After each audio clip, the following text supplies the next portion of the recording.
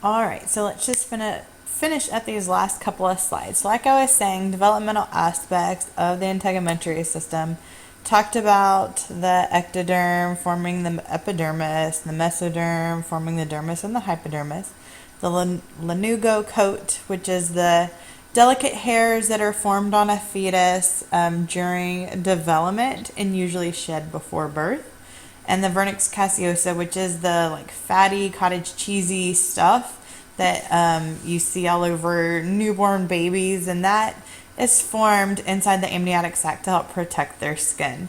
So going from infancy to adulthood, as you get older, your skin does thicken. You do accumulate more subcutaneous fat. Your sweat and sebaceous gland activity increases.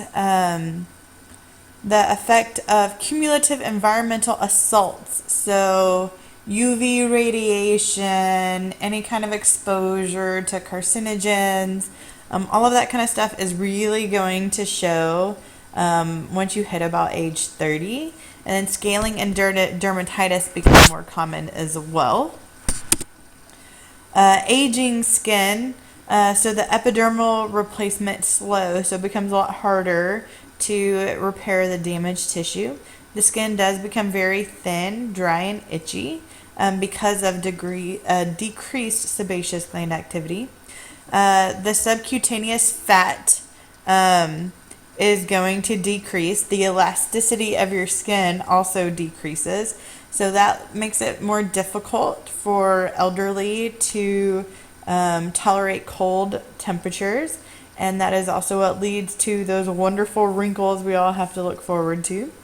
It also increases the risk of of cancer due to decreased numbers of melanocytes and dendritic cells. To protect, remember those melanocytes are producing melanin to protect those keratinocytes. And then your hair will thin as well. Remember, the natural thinning of hair with age is just called alopecia.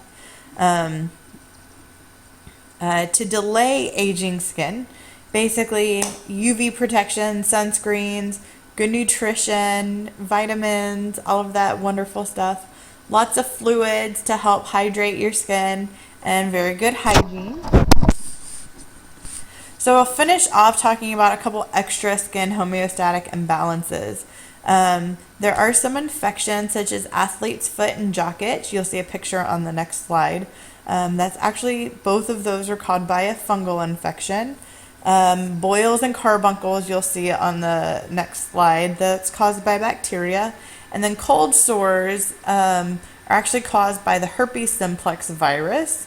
And decubitus ulcers you'll actually see in either in elderly who are bedridden or in people who might be ridden to a wheelchair for a long period of time. And what happens is the pressure that's being put, that constant pressure actually will decrease blood flow to those areas, and it'll cause tissue death. So you can see on this picture right here, this is stage 1, stage 2, stage 3, and stage 4. If you look up pictures of decubitus ulcers online, you will find all kinds of very, very, very, very, what's the word I'm looking for? I don't want to say disgusting, but yes, rather disgusting pictures of decubitus ulcers on there. Very common, especially like in the sacral region, the lower back, and the buttocks, gluteal area. Athlete's foot, remember, like I said, it is caused by a fungal infection. So now we have boils, carbuncles, and cold sores. So the cold sores, like I said, is going to be caused by the herpes simplex virus. Boils are going to be basically major inflammation of a hair follicle, infected hair follicle, along with the sebaceous gland that goes with it. A carbuncle is basically the same thing as a boil, but instead of it just affecting one hair follicle, it's going to infect multiple hair follicles and multiple sebaceous glands, as you can see on this picture. So that's why you see multiple heads in that area. Some more skin homeostatic imbalances. Contact dermatitis. This is basically if you've ever had an allergic reaction to maybe a lotion or detergent or something. Your skin just becomes kind of red, kind of itchy. It is an allergic reaction. Impetigo, which is this picture right here, it's common in children and getting them at schools. It's very contagious. It is a bacterial infection. And then psoriasis is very similar to seborrheic dermatitis. But psoriasis, the cause really is unknown. They know that trauma, infection, and stress can actually trigger it. Sometimes it'll appear, sometimes it goes away.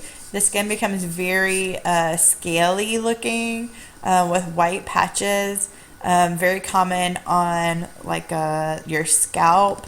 My son actually had psoriasis on his leg when he was little. It's really just one of those things. Eczema also can be kind of similar. It's not quite as scaly looking, but it is going to look a little bit similar to that. And that's the end.